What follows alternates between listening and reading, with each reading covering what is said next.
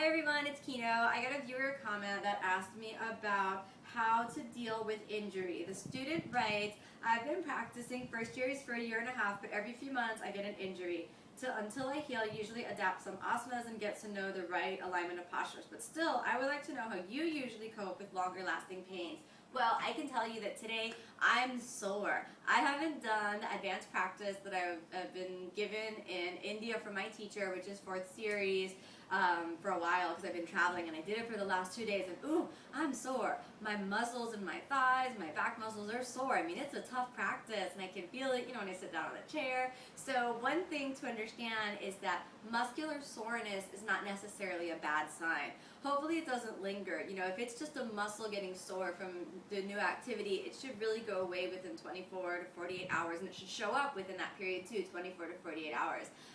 If it's a longer type of injury, like a chronic pain or chronic injury that doesn't respond to treatment, it doesn't respond to modifying your practice, then I think that anything that lasts in terms of the body is a signal. It's the body's way of talking to us. I had an injury that stayed with me, I don't know, for like almost 3 or 4 years, somewhere in between, maybe 3.5 years, and it was a back injury, and it taught me a lot about how to align the spine and how to work with back bends and how to work in terms of the body, a healing practice rather than a goal-oriented practice. So I used the asana practice, the physical daily yoga practice, as a tool for healing and aligning the body, and that's one thing that's really important.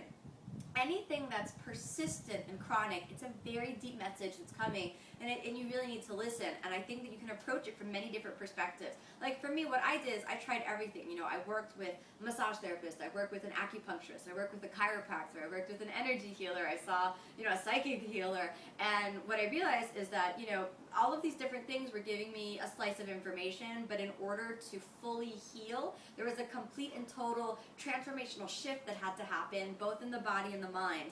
And whenever there's a chronic injury, a chronic pain, something that lasts for a long period of time, I think it's the body's way of asking for a vibrational shift, asking for a transformation, asking for something really deep to be healed and perhaps permanently removed from the body and the mind.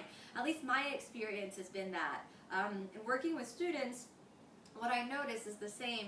When there's a short-term pain, something arises and something dissipates, and it responds to treatment and modification of the practice very easily. This is, one of the inevitable, risks and pains that arise, and, we do our best to avoid them, but, sometimes you trip and fall going down the stairs. Actually, I just tripped and fell this morning coming out of the shower, so these things happen, and, you get a little bruise, and you work with it, and you deal with it, and modify what needs to be modified, and then you move on. But if something persists and lasts for a long period of time, I think it's sending a signal, and what you can do is try to be receptive to what the message is. And once you hear and you fully receive the message, be open to making whatever lifestyle changes and whatever practice or dietary or emotional changes that you need to make in order to heal that injury, so that your body can meet that new vibration that I think it's presenting. Sometimes the body's messages, they start off really subtle, and the subtle body is really our emotional body. So we can tune into the emotions that way, and we can actually use them as guidance points for us to see whether we're going in the right direction or whether we're going in the wrong direction.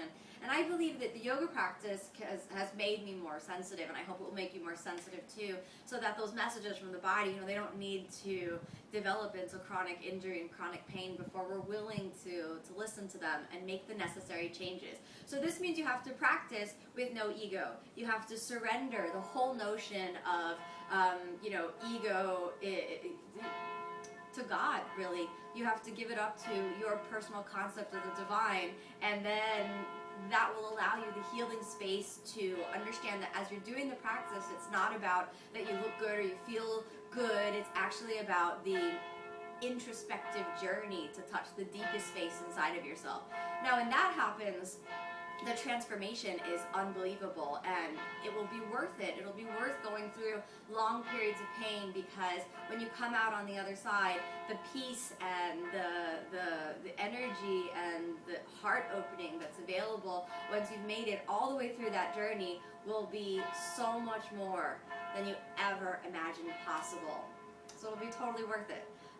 So keep practicing and put your ego aside, be non-attached in your approach to the asanas, and then those longer injuries will hopefully, dissipate, and if they're there right now, they'll transform into a way for you to connect into that deeper message. Stay receptive, stay calm, stay true to yourself in the practice.